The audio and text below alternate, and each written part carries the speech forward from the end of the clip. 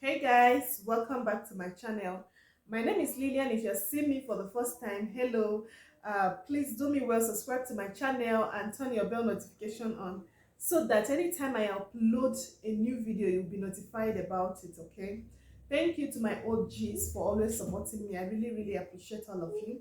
So in today's video, guys, I'll be sharing with you some of the differences I noted, like should I call it culture differences, okay, I noted between Nigeria and Mexico. All right, so if this is the kind of video you would want to watch, sit back, relax as we dive into the video. Just like the street lights lit this town. So guys, welcome back. The first difference that I noted between Nigeria and Mexico is language barrier, right? Here in Mexico, they speak exclusively Spanish. They don't speak English at all. So, although some of them are beginning to, a very few of them are beginning to learn English these days. But when you come newly to Mexico, you would really find it very difficult to communicate. Of course, that was what I really battled. And as a matter of fact, I'm still battling with communication, okay? So you will find it difficult as a foreigner when you come to Mexico. Language barrier does exist here in Mexico. For the fact they don't speak English, it makes it way difficult. But in Nigeria, of course, we have our different languages, but then we speak English. Almost everyone does understand and speak English, right? So that is the first difference that I noted between Nigeria and Mexico, of course. So the second difference is light. Okay, power supply.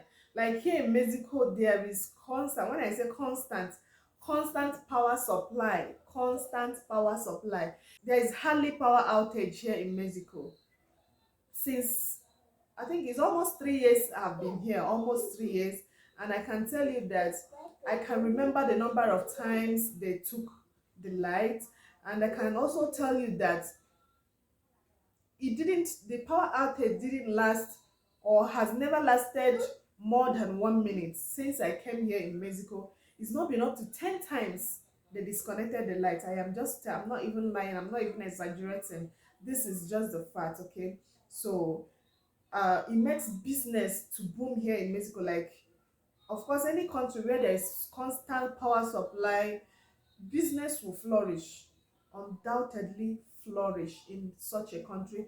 But you know, now in Nigeria, I don't need to tell you, if you are from Nigeria, I don't need to tell you how epileptic the power supply is usually, okay? So that's just the second difference between Nigeria and Mexico. Another difference I noted between Nigeria and Mexico is that here in Mexico, the Mexicans don't like to travel. Yeah, they don't like to travel at all. It must sound weird, but that's just the truth, right? They don't like to travel. You might just meet a 50-year-old Mexican woman or a Mexican and ask her, and she will tell you that she hasn't traveled all her life. Although some of them are beginning to travel right now for education, for exploration, right? So, but the majority of them don't like to travel. They believe so much in themselves. Their government is working really well. The roads are good. In fact, they don't need anything again. Like, they are just good. Their government is working. So I think they believe in themselves so much that they don't like to travel. But you know, now in Nigeria, we like to travel a lot. In fact, anywhere around the world that you go and you did not find a Nigerian, run, no. Run, no. Like, Nigerians love to travel. Here in Mexico, they have neighboring countries. As a matter of fact, if you have Mexican passport here, you are eligible to travel to so many countries. Like, you can travel to Canada without visa, but even at that, they don't like to travel. So imagine if Nigeria has such privilege. Here in Mexico, they have border with the United States here, but still they don't like to travel. So just imagine if Nigeria has a border like Mexican has with the USA. I don't need to tell you what will be happening. Okay, so we like to travel a lot in Nigeria. We like to travel. So that's another difference. Okay, the next one is that Mexicans love to keep pets. They love to keep pets. Not only do they love to keep pets, they love to take care of their pets. They treat their pets almost like a human being. Okay, they cherish their pets, they take care of their pets, they take their pets to the hospital, they bath their pets. If you go to grocery stores, you will see pet sections where they sell pet foods, pets wares, everything that a pet will need, especially dogs and cats. Okay, so they love to take care of their pets a lot. You will see them treating and pampering their pets. They don't beat their pets, they feed their pets have a space, beautiful space to always stay. They can, walk around the house, lie on the couch and all of that. And if they are driving around the city, they carry their pets in their cars, you know except they are traveling outside the country. Even if they are traveling outside the country, they have a pet home where they normally keep their pets. They pay to keep their pets there, and their pets will be, well taken care of. And when they come back, they go for their pets. So this is how much they love to keep pets, and this is how much they care for their pets here in Mexico.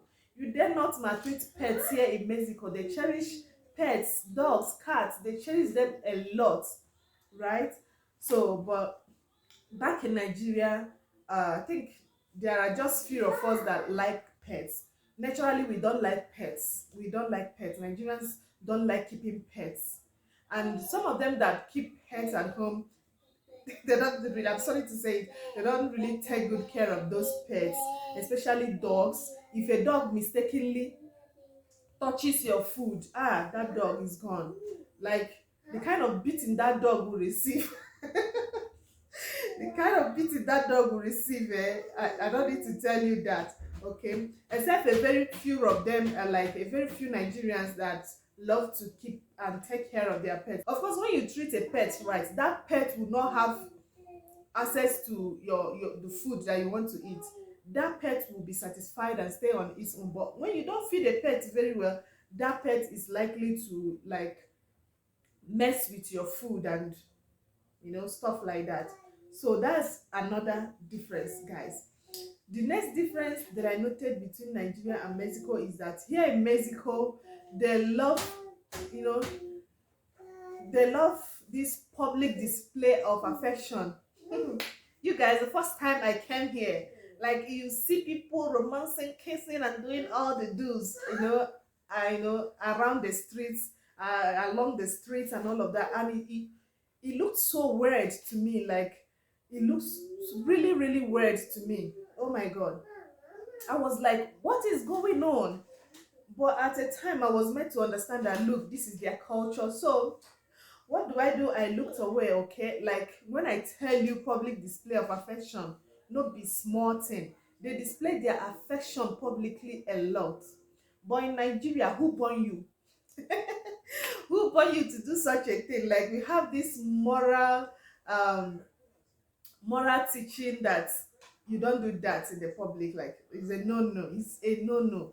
When you are caught doing such a thing along the street, it's, people will say that you don't have home training. Okay, so that's just that we don't display our affections publicly in Nigeria, but here in Mexico they do it a lot, and it is acceptable. All right, you don't have to do anything about it. If it pain you too much, you remove your eyes. So that is Mexico for you. Another difference is that, which other difference? Yeah, here in Mexico, um once a girl child turns 15, that child is almost like a big girl, is almost like an adult. That child is permitted to do, to keep boyfriends, to keep, to keep certain relationships, to do whatever she wants to do. They celebrate it in a big way. If you see the celebration here, it's almost like a wedding, like huge celebration, of which I have attended one. They call it quinceañera here in Mexico, and is usually celebrated in a big way. So once that girl child turns 15, she is being ushered into adulthood. She is free to do whatever she wants to do, okay? But in Nigeria, if a girl child is 15 years old, the baby is still like a tata. It's just the baby is still a child, okay? Except when you turn 18. Even when you turn 18, you are not given that complete go ahead order to do whatever you want to do, okay? And we don't celebrate it as much as Mexicans celebrate here. So, like, I know a lot of things are happening in Nigeria now, but then I'm talking from the moral point of view. I'm talking from a place of morality, right? So, a girl child that is still 15 years old in Nigeria is, in fact, is still a baby. Is not permitted to do whatever she wants to do.